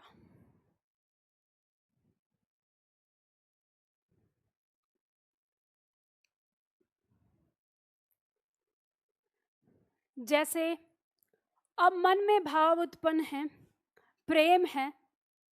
अब कई बार आपने देखा होगा, अक्सर ये वेशभूषा के द्वारा जो उत्पन्न चेष्टा होती है, ये अक्सर महिलाओं की चेष्टा होती है। जैसे मान लो कि अगर प्रेमी नहीं है पास में, प्रेमी के वस्त्र हैं, तो अब याद आ रही है, तो उसमें क्या होता है, प्रेमी के वस्त्र धारण कर लिए, अब खुद ही प्रेमी बन जाए। अच्छा, इतना तेज चिल्ला रहा है। आपने नहीं सुना जब कृष्ण राधा को छोड़कर चले गए, तो कृष्ण ने, मतलब राधा ने कृष्ण का वेश धारण कर लिया था और कहना शुरू कर दिया था कि यहाँ राधा नहीं है, कृष्ण तो यही है, मैं ही तो कृष्ण हूँ। तो ये होता है प्रेम की पराकाष्ठा। अब ये वाला प्रेम महिलाएं ही कर सकती हैं, पुरुषों के अंदर इतनी क्षमता नहीं होती है। उनका तो वही होता है, आता दिखे तो आते रहो, जाता दिखे तो जाते रहो, फिर वो चीज़ें ये महिलाओं के अंदर होती है। वैसे भी महिलाओं के प्रेम के बारे में अगर ग्राफ बनाया जाए वैसे तो, अब देखो एक चीज़ बता दे रही हूँ, ये 100% नहीं, मैं 80% की बात कर रही हूँ। 20% अपवाद दोनों तरफ होता है, पुरुषों की तरफ भी और महिलाओं की तरफ। आप अपना अपना देख लेना कि आप कौन से प्रतिशत में हो, 20% में कि 80% में। ऐसा होता है, अगर हम ग्राफ बनाएं तो महिलाओं का ग्राफ ऐसे बनता है प्रेम का, वो ऐसे स्टार्ट होता है ना, तो धीरे धीरे धीरे धीरे धीरे धीरे धीरे धीरे बढ़ता जाता है, और ऐसे समय के अनुसार बढ़ता जाता है। और जो पुरुषों का ग्राफ होता है वो ऐसा होता है, यहाँ से स्टार्ट होता है, यहाँ से स्टार्ट होता है, फिर डाउन हो गया, फिर ऊपर चला गया, फिर डाउन हो गया, फिर आ गया, फिर आ गया। अब ये इस अप एंड डाउन चलता रहता है, कभी एकदम प्यार हो जाता है, कभी नहीं हो जाता, खत्म हो जाता है, तो ये ऐसे चलता है। अब मैंने वही बता दिया, 80 और 20 वाला प्रतिशत भाव है ये। ठीक है, तो इसीलिए बताया ना कि महिलाओं के अंदर ये वाली चीज़ होती है ना, ये आहार्य अनुभाव जो होता है अक्सर, कि नायक या नायिका का ही वेश धारण कर लेना और स्वयं ही वह बन जाना। जब कहता है ना कि वह जब बहुत ज़्यादा बढ़ जाए तो वो इंसान सोचता है कि मैं ही वो हूँ। अब जब सोच लिया कि मैं ही वो हूँ तो दूरी कहाँ रह गई, फिर तो अलग दूरी नहीं रही। तो वही ये वाली चीज़ आती है। उसके बाद है सात्विक अनुभव। सात्विक अनुभव में लिखो, यहाँ पर लिखो, इसमें सत्व के योग से उत्पन्न चेष्टा। सात्विक अनुभव में लिखना है सत्व के योग से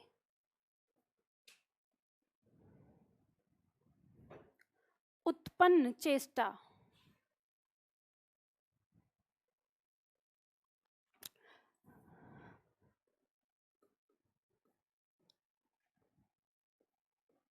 सत्व के योग से उत्पन्न चेष्टा, कॉमा लगा के लिखना है, जिस पर हमारा वश नहीं चलता, जिस पर हमारा वश नहीं चलता।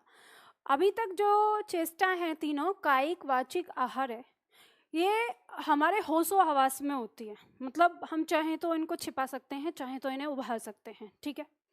लेकिन जो सात्विक अनुभव होता है, ये ऐसी चेष्टा है जिस पर अगर स्थायी भाव उत्पन्न हुआ है तो ये चेष्टा उत्पन्न होगी ही होगी, इस पर हमारा कोई कंट्रोल नहीं होता, तो जिस पे हमारा वश नहीं चलता। उदाहरण के तौर पे लिख सकते हो, जैसे आँखों से आंसू का आना, जैसे आँखों से आंसू का आना। अब मन में अगर खुशी हो या दुखी, मन दुखी हो तो मन आँखों से आंसू निकल जाते हैं। अगर मन बहुत खुश हो रहा है, भावनात्मक चीज़ें हो गई तो भी आंसू निकल जाते हैं, एकदम आंखें नम हो जाती हैं। तो भले ही हम कितनी कोशिश करें लेकिन हमारा उस पर वश नहीं होता है।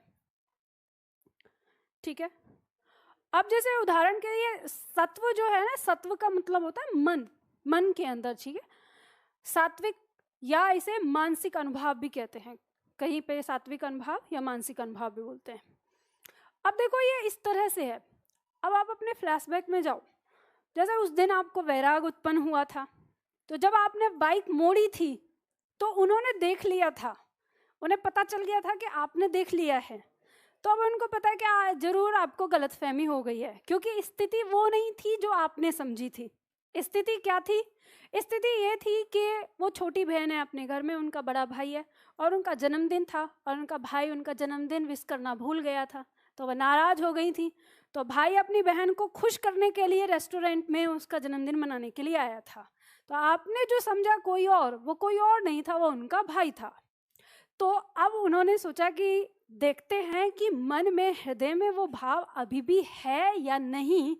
तो इतने दिन से इंतजार करते करते आपने कुछ कहा नहीं है, तो वो ही आए आपके पास और उन्होंने आके आपसे कहा कि केमिस्ट्री की बुक है। अब मन में लड्डू, तो आपको भी लगा कि भाई चलो पता नहीं वो क्या होगा क्या नहीं होगा, बात तो मुझसे करने आई है। तो आपने ऐसा दिखाया, मतलब कोई भाव नहीं है चेहरे पे, हाँ है। तो उन्होंने कहा दीजिए। तो आप उनकी तरफ किताब ऐसे बढ़ा रहे हैं लेकिन ये हाथ ऐसे कांप रहा है बुरी तरह से। उन्हें समझ में आ गया कि अंदर भाव चल रहा है, वो किताब लेके चले गए। अब यही किताब अगर आपके दोस्त ने मांगी होती तो क्या आपका हाथ कंपन करता? नहीं करता। जब उन्होंने मांगी है तो हाथ कंपन क्यों कर रहा है? क्योंकि मन में भाव है, और जो मन में भाव है तो वो मानसिक भाव है, जो आपका स्थायी भाव जगह, स्थायी भाव ने मानसिक अनुभव पैदा किया है। क्योंकि आप ऊपर से बाकी तीनों भाव को तो छिपा रहे हैं, लेकिन अनुभव तो उत्पन्न होना ही होना है। तो वो कैसा हो रहा है? मानसिक अनुभव उत्पन्न हो रहा है। तो वो किस रूप में हो रहा है? हाथों का कंपन होना। इस पे आपका वश नहीं है। दिल की धड़कनों का तेज से बढ़ जाना, अब ये आपको एहसास होगा, भले ही दूसरे वाले को ना हो, लेकिन आपको पता चलेगा कि अचानक से दिल की धड़कनें बढ़ गई। तो ये हमारा किस में आता है? सात्विक अनुभव में आता है। तो ये हमारा अनुभव यहाँ पे खत्म होता है। इसके बाद आता है हमारा संचारी भाव। संचारी भाव हमारा क्या होता है? संचारी भाव होता है मन में संचरण करने वाले भाव। संचरण मतलब आने जाने वाले भाव, जो हमारे मन में आते जाते हैं, जो इस बात की पुष्टि करते हैं कि हमारे मन में कौन सा भाव उत्पन्न हुआ है। इन भावों की संख्या 33 मानी गई है। इनकी संख्या पूछी जाती है कि संचारी भाव की संख्या कितनी होती है, तो 33 होती है। ठीक है, एक एक करके इन सारे भावों के बारे में, इनका अर्थ मैं बताऊंगी। जिस भाव का अर्थ आपको नहीं पता होगा उसे लिख लेना, इन्हें समझाती हूँ। संचारी भाव और स्थायी भाव में अंतर क्या है वो समझिए। संचारी भाव भी हमारे सभी के हृदय में वैसे ही होते हैं जैसे स्थायी भाव होते हैं, लेकिन स्थायी भाव ऐसे होते हैं कि जैसे ही परिस्थिति आई सामने तो वो अपने आप उत्पन्न होता है। मतलब हम उसे रोक नहीं सकते, उसमें हमारा कोई कंट्रोल नहीं है। अगर मान लो कोई घृणात्मक चीज़ है तो हमें घृणा अगर आनी है तो हमें घृणा आ ही जाती है, और अगर हमें किसी के प्रति प्रेम आना है तो प्रेम आ ही जाता है। हम उसे चाह के भी रोक नहीं सकते। कहने का मतलब ये है, अब जैसे किसी के प्रति आपका लगाव है अगर, तो प्रेम आ रहा है तो प्रेम आएगा। अगर किसी बात से वैराग उत्पन्न हो गया और लगाव नहीं रहा तो आपके मन में आप उसे रोक नहीं सकते। लेकिन जो संचारी भाव होता है वो हमारे मन में होते तो हैं, लेकिन हम जिस भाव को चाहें उस भाव को खत्म कर सकते हैं। ऐसा जरूरी नहीं होता कि वो हमारे व्यक्तित्व में हमारे साथ चले हैं। तो संचारी भाव में भी ऐसा होता है, मन में मनुष्य के पास सारे गुण होते हैं, लेकिन किसी भाव को आप बहुत बढ़ा देते हो और किसी को खत्म कर देते हो, घटा भी देते हो, खत्म कर देते हो। सबसे पहले आता है हर्ष। हर्ष का मतलब होता है खुशी। ठीक है, खुशी जाहिर करते हैं हम। अभी ये जो हमें मन को अच्छा लगता है वहाँ पे हमारे मन में हर्ष का भाव उत्पन्न होता है। दूसरा आता है विषाद। विषाद का मतलब होता है दुख, तकलीफ, परेशानी, दर्द। जब हमारे मन में कोई ऐसी घटना हो जैसे दर्द, तकलीफ होती है तो हमें विषाद उत्पन्न होता है। अगला आता है त्रास। त्रास का मतलब होता है एक तरह की चिंता। ऐसा होता है, चिंता और त्रास में अंतर होता है। चिंता तो होती है बहुत लंबे समय तक बनी रहती है किसी चीज की, लेकिन त्रास एक ऐसा होता है जो कुछ समय अवधि के लिए होता है, 1 घंटे 2 घंटे 3 घंटे के लिए बहुत भयानक हमारे मन में टेंशन हो जाती है, परेशानी सी हो जाती है, विचलन हो जाता है, वो होता है त्रास। जैसे मान लीजिए कि आप 12th क्लास में आपका रिजल्ट आ रहा था, आपने पूरी साल तो मस्ती करी, यहाँ से वहाँ वहाँ से वहाँ, और आज आपका रिजल्ट आने वाला है। सुबह सुबह 6 बजे आके पापा ने और एक लगाया खींच के और कहा कि तू अभी तक सो रहा है, आज तेरा रिजल्ट आएगा। अभी तक आपको कोई टेंशन नहीं थी, लेकिन जैसे ही कहा आज शाम को 4 बजे तेरा रिजल्ट आएगा, तो आपके मन में एकदम टेंशन आ गई, त्रास हो गया। आप नहा के आए, जल्दी से अगरबत्ती जलाई और भगवान से प्रार्थना करें, भगवान फिजिक्स में बचा लेना बस। अब भगवान जी क्या करें, अब तो रिजल्ट बन गया है, पहले प्रार्थना की होती तो थोड़ा बहुत कुछ करते भी। लेकिन 4 बजे तक, अब तब से लेके और 4 बजे तक जो आपके मन में जो बेचैनी है ना, इसी भाव को कहते हैं त्रास। ठीक है, अब 4 बजे रिजल्ट आया, आप पास हो गए, कोई दिक्कत नहीं है, ठीक है, सब सॉर्ट हो गया। आगे आता लज्जा। लज्जा का मतलब है शर्म। अगला शब्द है ग्लानि। ग्लानि कहते हैं पश्चाताप को, मन में पश्चाताप की भावना आ जाए, ऐसा कोई एक काम जो आप काम, जैसे आप काम कर रहे हैं और आपको बाद में एहसास होता है कि मुझे ये नहीं करना चाहिए था, आपका अंतर मन ही उसके लिए आपको कचोटना शुरू कर दे, तो उसी को कहते हैं ग्लानि, पश्चाताप। अगला आता है चिंता। तो अब ये तो मैंने बताया ही आपको, मन में चिंता है, अगर सरकारी जॉब नहीं लगी तो वो जो वहाँ पे इंतजार कर रही हैं घर पे, उनकी शादी हो जाएगी, उनकी शादी हो जाएगी तो हम कहाँ जाएंगे, मन में रात दिन चिंता लगी रहती है। ठीक है, तो ये इसके बाद आता है शंका। शंका मतलब संदेह। ठीक है, संदेह रहता है, पता नहीं क्या होगा जिंदगी में, जॉब लगेगी नहीं लगेगी, रिजल्ट कैसा आएगा कैसा नहीं, तो शंका का अर्थ हो गया संदेह। अगला शब्द है असूया। असूया का मतलब होता है किसी के मतलब गुण में भी दोष निकालना, एक तरह से असूया की भावना। हमें पता है कि वो जो है वो अच्छा है बिल्कुल, लेकिन हमें गुस्सा आता है क्योंकि उससे तुलना होती है हमारी। वर्मा जी का बेटा है, बहुत अच्छे काम करता है, अच्छी बात है, अच्छा काम करता है, लेकिन हमारे पिताजी जो हैं वो हर बार उससे तुलना करते हैं, तो हमें अंदर उससे चिढ़ है कि वो इतने अच्छे काम क्यों कर रहा है। तो उसका जो वो गुण है उसमें भी हम दोष निकाल के चलते हैं, तो उसको कहते हैं असूया। मतलब एक तरह की ईर्ष्या जैसा होता है ये, मतलब पूरी तरह से ईर्ष्या भी नहीं, पर उसके गुण से हमें ईर्ष्या है, तो वो होता है असूया। अगला आता है अमर्ष। कैसे? दोष नहीं, गुण में दोष निकालना, किसी के गुण में दोष निकालना। हमें पता है कि ये क्या है, इसका मतलब यहाँ पे गुण है, अच्छी बात है, मतलब कि वो कुछ भी काम कर रहा है, पढ़ रहा है, पढ़ाई में बहुत तेज है, अच्छी बात है कि वो कर रहा है, लेकिन हमें उसमें भी गलती लग रही है। हम उसमें कह रहे हैं हाँ जी पढ़ रहा है, हमें पता है, नकल के नंबर लेके आता है, मतलब हमें ऐसे बोल रहे हैं उसमें, तो वो एक तरह की ईर्ष्या, उसे कहते हैं असूया। ठीक है, अमर्ष। अमर्ष का मतलब होता है जैसे मन में दुख होना किसी बात का, उसके लिए कहते हैं अमर्ष। अगला शब्द है मोह। मोह जैसे चाहत, किसी के प्रति लगाव, ममता कह सकते हैं, बहुत मोह माया जिसे कहते हो ना, लगाव का होना। ठीक है, अगला शब्द है गर्व। अब ये गर्व, जैसे आप कहते हो हमें इस बात का गर्व है कि हम हिंदुस्तानी हैं, हमें इस बात का गर्व है कि हम ये कर रहे हैं, हम वो कर रहे हैं, तो यही गर्व एक प्रकार का घमंड जिसे आप कहते हैं। लेकिन घमंड शब्द क्या है, नकारात्मक में चला जाता है, उसी का सकारात्मक शब्द होता है गर्व। ठीक है, किसी चीज पर प्राउड फील करते हैं तब। अगला शब्द आता है उत्सुकता। उत्सुकता कहते हैं जिज्ञासा, जानने की इच्छा, जैसे हमारे मन में किसी चीज को जानने की इच्छा है, तो उसी को कहते हैं उत्सुकता। अगला शब्द है उग्रता। उग्रता का मतलब क्या हुआ, अचानक से क्रोधित हो जाना। उग्र कहते हैं ना, उग्र स्वभाव का है, एकदम से शांत हो गया, फिर अचानक से उग्र हो गया, गुस्सा हो गया, फिर शांत हो गया, तो उग्रता मतलब अचानक से गुस्से में आने वाला। अगला शब्द है चपलता। चपलता मतलब चंचलता, जिसके अंदर चंचलता होती है तो स्वभाव का चंचल होता है, ठीक है। अगला शब्द है दीनता। दीनता का भाव होता है जब हम किसी के सामने हाथ फैलाते हैं। जैसे आपने देखा होगा जो भिखारी लोग होते हैं और वो मांगते हैं ना, और उस समय कहते हैं दे दे और ये करते हैं, वो जो उस समय एक्टिंग करते हैं, वो भाव जो लेके आते हैं वो होता है दीनता।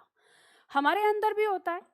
और यहाँ मैं एक बात आप लोगों से कहना चाहूँगी कि जीवन में दीनता का भाव दो ही जगह दिखाना चाहिए, माता पिता के सामने या फिर ईश्वर के सामने, तीसरा और कहीं पर नहीं। जब भी अपने जीवन में रखो इस भाव को, अगर अपने मन में डाल लिया तो ये कहते हैं ना, मनुष्यता की एक अलग पहचान होती है। भाई माता पिता हैं, हमको सब कुछ देने वाले हैं। जिस इंसान ने हमको शरीर प्रदान कर दिया तो उससे तो बड़े हम क्या ही होंगे, उसके लिए सामने तो हम दीन ही हैं हमेशा। और एक उससे ऊपर जो सुप्रीम पावर है जो सारी सृष्टि को चला रही है। तो दीनता का भाव होता है किसी के सामने मांगने की स्थिति में जब आते हैं तो वो दीनता का भाव होता है। आगे दिया हुआ जड़ता। जड़ता क्या होता है, कोई बताएगा? मूर्खता।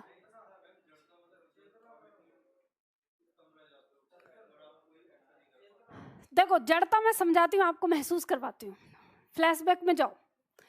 अब फ्लैशबैक आपका तत्कालिक, इस समय वर्तमान का, बहुत ज़्यादा पुराना नहीं।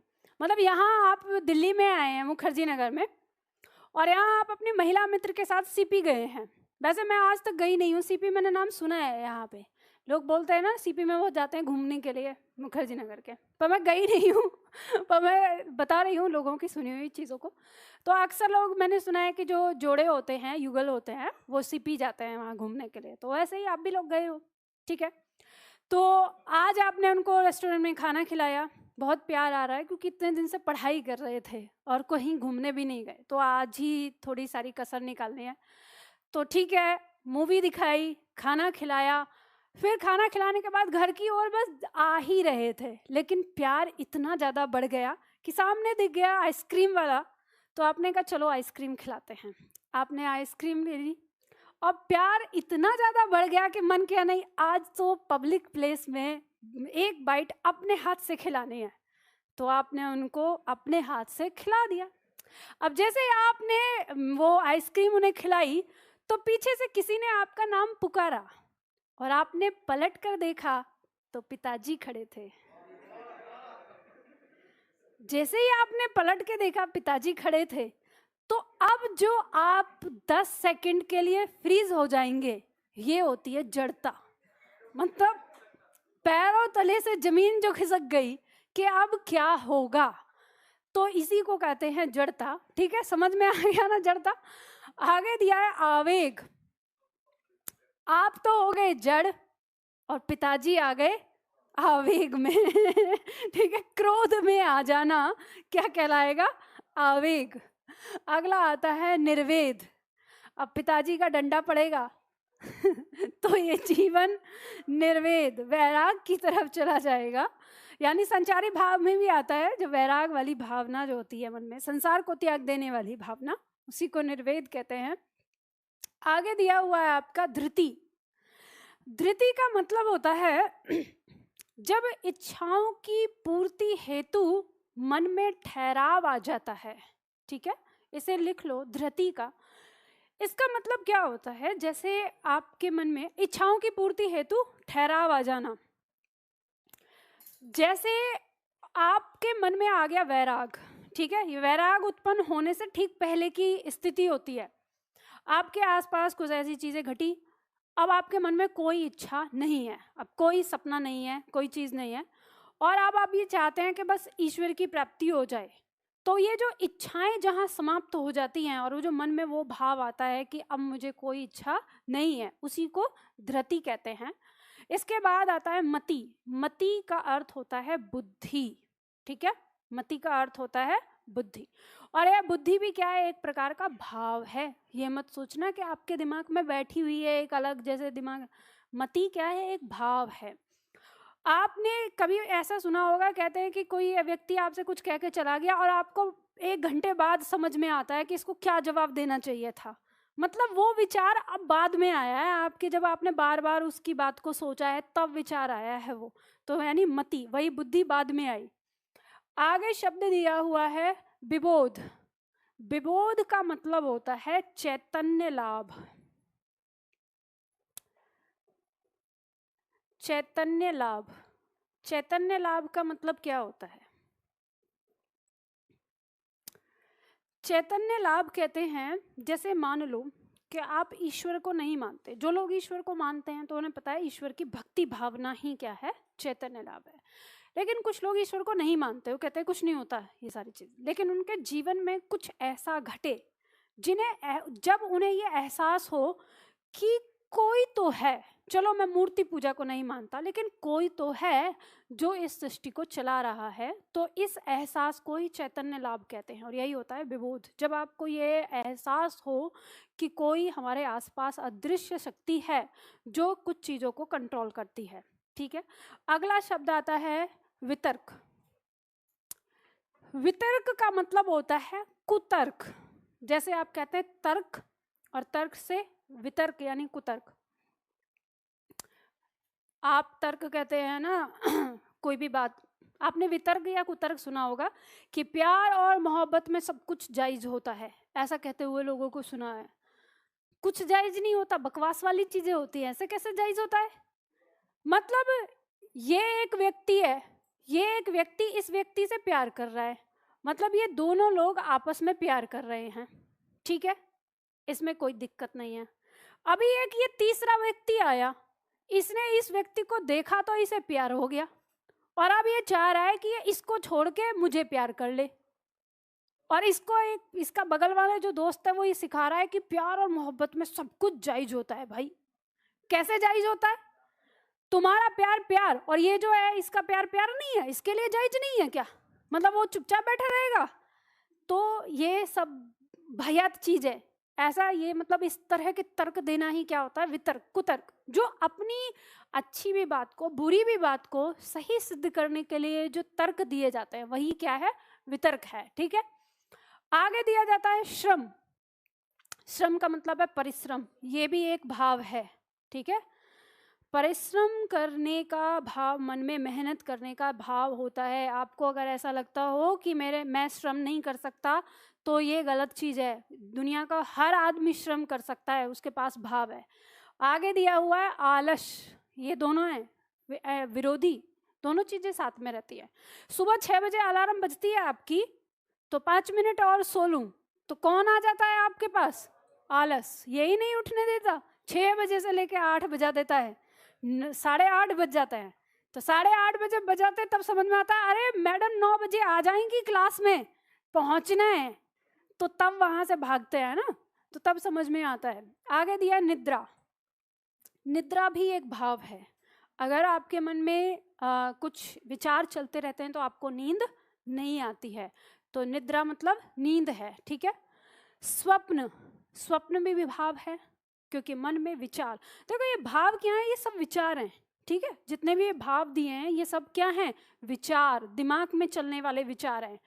तो स्वप्न भी, अब जब हम सो रहे हैं, बात वही है कि शरीर को चाहिए सोने के लिए टाइम कितना? 7 घंटे, जैसा माना जाता है, बताए जाते हैं। दिमाग को कितना चाहिए? अधिकतम 4 घंटे। हमारा दिमाग अधिकतम 4 घंटे सोता है, और 4 घंटे के बाद वो जग जाएगा, और आप पड़े हुए हो 10 घंटे। ना तो शरीर को जरूरत है ज़्यादा, और ना दिमाग को जरूरत, तो फिर क्या होगी? जब पड़े हैं तो सपने ही आएंगे। ठीक है, तो उस समय विचार चलते हैं, स्वप्न। स्मृति, स्मृति का मतलब होता है यादें, ये भी क्या है? विचार है मन में। ठीक है, स्मृति आ रही है, यादें चल रही हैं। आगे दिया मद। मद का अर्थ होता है नशा। ठीक है, ये मोह नहीं है, मदरा पान। ठीक है, ये नशा आपके मन में विचार होता है, जिसे आप जुनून भी कह सकते हैं। याद, याद याद याद, यादें याद आना। ठीक है, क्या कह रहे हो? अरे मद का मतलब नशा, नशा। अब आप कह रहे हो जो जो आप कहते हैं शराब की बोतल से आने वाला वो नशा नहीं है, ये जुनून जिसे आप कहते हो ना, दूसरा शब्द जुनून, ये नशा है। और जीवन में ये नशा करना चाहिए विचारों का। मतलब ये कि जब तक ये यहाँ से लेके यहाँ तक याद नहीं कर लूंगा तब तक सोऊंगा नहीं, या जब तक यहाँ से लेके यहाँ तक रिवीजन नहीं कर लूंगा खाना नहीं खाऊंगा, और जिद अटका लो उस पर। तो ये एक तरह से, तो तभी आप देखते हैं ना, जो अगर किसी कोई छात्र ऐसा होता है तो उसके रूममेट कहते हैं अरे ये बड़ा ही जुनूनी है, ये तो बड़ा ही टेढ़ा आदमी है, ऐसे बोलते हैं। तो फिर लोग ना क्या कहते हैं, टेढ़ा। अब आपको अगर ये नशा चढ़ गया कि आपको सरकारी जॉब लेनी ही लेनी है, तो फिर दुनिया की कोई ताकत नहीं रोक सकती। यानी वो जुनून की बात कर रहा है। आगे दिया उन्माद। उन्माद का मतलब होता है सनक, जिसे आप समझ सकते हो, सनक। कोई व्यक्ति अगर अपने अंदर किसी चीज का नशा रखता है तो नशा रखते रखते ना उसे सनक भी चढ़ जाती है ना, सन की भी। अब मद और उन्माद ये दोनों ना वैसे हैं कि जो उन्माद होता है वो होता है नकारात्मक, और मद यानी नशा किसी भी कार्य के प्रति जुनून जो है वो आपका सकारात्मक में जाता है। तो उन्माद ये क्या है, एक तरह से नकारात्मक। जैसे श्रम ये था सकारात्मक और ये आलस क्या था, नकारात्मक, लेकिन था तो एक जैसी ही चीज थी, ठीक है। तो ये सनक होता है कि मान लो जैसे आपने बहुत सारे लोगों के बारे में सुना होगा, तुम हमारे नहीं हुए सनम तो फिर किसी का नहीं होने देंगे। तो अब आपने बहुत सारी ऐसी घटनाएं सुनी होंगी कि मान लो लड़का और लड़की प्रेम कर रहे हैं, लड़की ने बताया कि मेरी शादी होने जा रही है, मैं घर वालों के खिलाफ नहीं जा सकती, तो चलो लास्ट बार मिल लो। लास्ट बार मिलने चले गए बेचारे, क्योंकि आज तक तो प्यार ही कर रहे थे, पूरा भरोसा था। अब मिलने गए तो पता चला कि फिर लड़की की लाश मिलती है पार्क में, और 36 बार चाकुओं से वार किया गया है। ये घटना सुनी है आपने? ये यहीं पे हुई थी मुखर्जी नगर के पास, इधर आगे कौन सा है, संत निरंकारी के आसपास यहाँ कोई पार्क है। ये 2-3 लॉकडाउन से पहले की बात है, उस समय सुना था। हाँ, कि मतलब ये प्रेमिका की शादी होने जा रही थी तो प्रेमी ने अंतिम बार मिलने के लिए बुलाया था, उसे भाग चलने के लिए कहा, वो नहीं भागी तो उसको गोद दिया चाकू से मतलब तुम हमारे नहीं तो किसी के नहीं होंगे। ये होता सनक, पागलपन है। मैं सोचती हूँ ऐसे लोग क्या प्यार करेंगे, और कैसे हाथ चल गया तुम्हारा जिसे तुम प्यार करते हो, उसे जिसे तुम प्यार की बात कहते हो कि मैं उसे प्यार करता हूँ, कहते हैं जिसे तुम प्यार करते हो उसके लिए तुम वो उल्टा चाकू अपने पेट में घोंपते तो माना जाता कि हाँ सच में प्यार करता है, क्योंकि प्यार में जान ली नहीं जाती है, जान दे दी जाती है। पर ऐसा अगर कहे तो उसे उन्माद कहते हैं, सनकी। ठीक, ये नहीं आना चाहिए, गलत है। आगे आया आपका अवहिथ्या। अवहिथ्या क्या होता है, लिखो, अर्थ लिख लो इसका, अपनी खुशी की हत्या करना। जी, उसे कहते हैं अवहिथ्या। और आप लोगों ने अभी अभी तो करी थी, कब? जब वो आपसे केमिस्ट्री की बुक मांगने आए थे, आपने अवहिथ्या की थी। मन में तो लड्डू फूट रहे थे, लेकिन आप उनको ऐसे दिखा रहे थे जैसे हम पे कोई फर्क नहीं पड़ रहा, लेकिन उनको तो पता चल गया कि आपके हाथ कांप रहे हैं। अब वो जैसे ही किताब लेने के बाद रूम से बाहर निकले तो आप जोर से उछल के चिल्लाए। अब ये खुशी उनके सामने भी दिखा सकते थे, लेकिन नहीं, आपने क्या की, अवहिथ्या की। ठीक है, उसी को कहते हैं अवहिथ्या, अपनी खुशी की हत्या करना। आगे दिया अपस्मार, इसका मतलब होता है बेहोश, बेहोश हो जाना, बेहोशी, मूर्छा, मूर्छा कह सकते हो बेहोशी या मूर्छा। अपस्मार भी एक भावना होती है, जब हम बहुत ज़्यादा खुश हो जाते हैं तो ऐसा हो जाता है। कुछ लोगों के साथ आपने ऐसा देखा होगा, वो इतने ज़्यादा दिल के कमज़ोर होते हैं कि मान लो अगर किसी की मृत्यु की खबर सुन ली तो मूर्छित हो जाते हैं, या कोई ऐसी अचानक से कोई घबराहट वाली बात आ गई सामने तो मूर्छा हो जाती है। वो कई बार खुशी की बात में भी मूर्छित हो जाते हैं, तो उनके साथ ऐसा होता है। तो ऐसा पद्मावत में रत्नसेन के साथ वर्णन किया है कवि ने, कि जैसे ही पद्मावती को देखता है रत्नसेन तो वो मूर्छित हो जाता है। आपने देखा होगा बॉबी देओल को अक्सर वो मूवी में दिखाता है, हीरोइन को देख के मूर्छित हो जाता है, तो वो वही वाला अपस्मार है।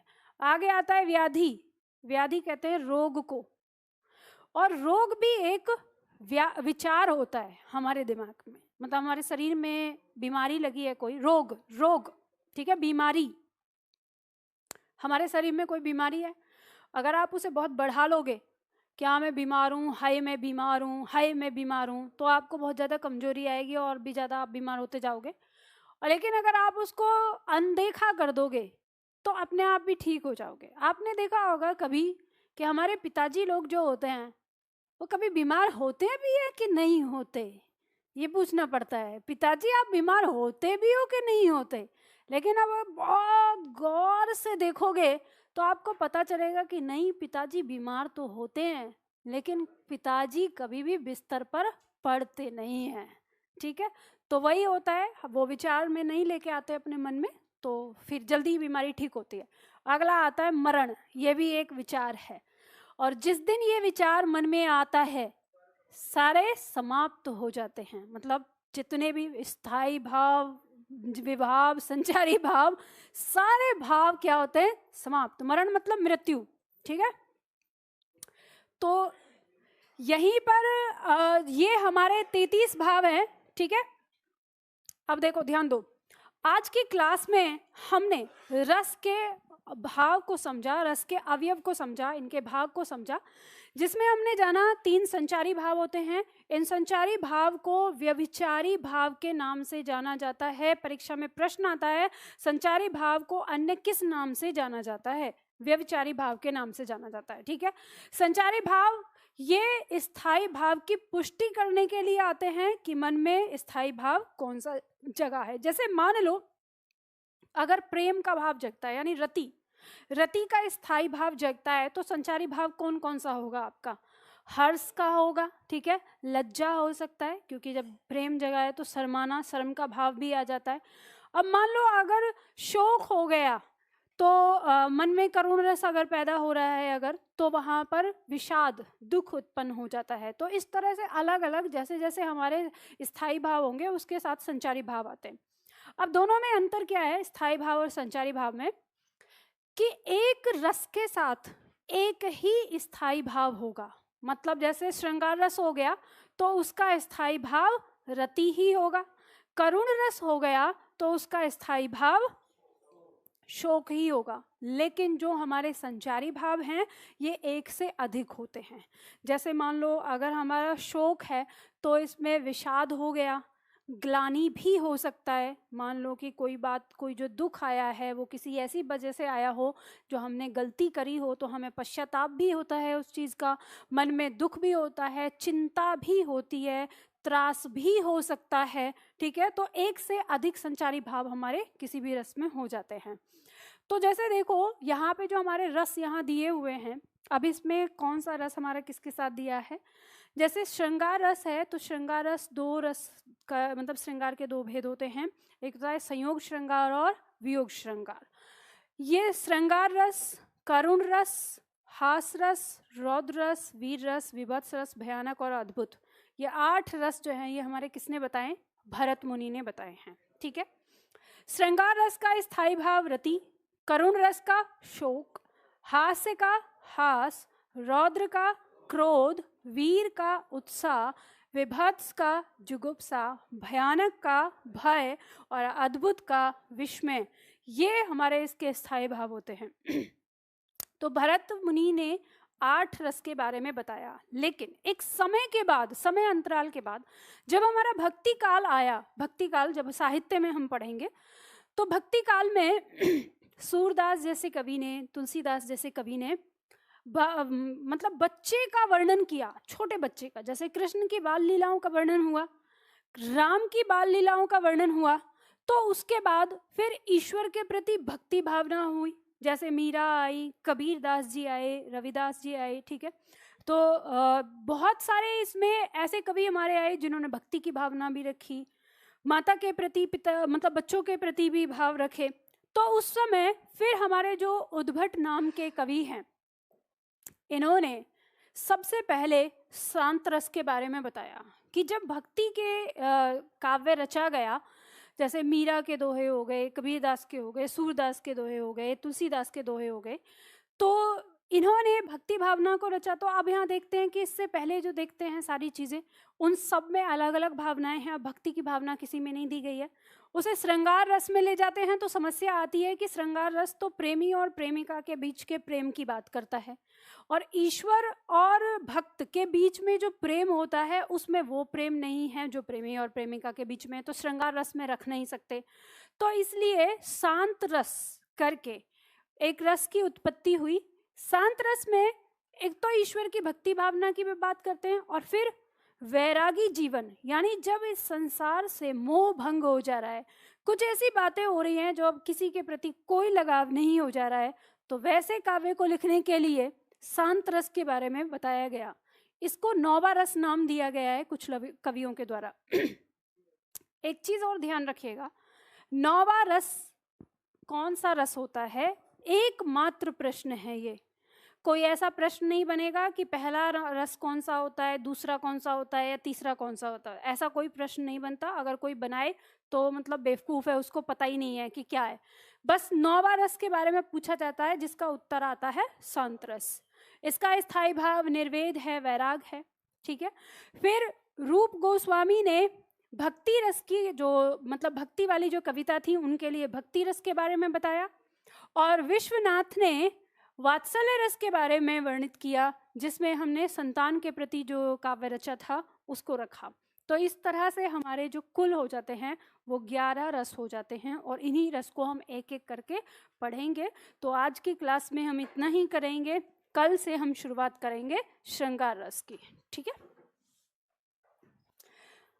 अब रस के ये अंग एक बार घर जाके अच्छे से समझ लेना, क्योंकि कल हमें पंक्ति के अंदर ये सारी चीज़ें देखनी पड़ेंगी कि स्थायी भाव क्या है, अनुभाव क्या है, विभाव क्या है इसका, या इसका उद्दीपन क्या है, ये सारी चीज़ें।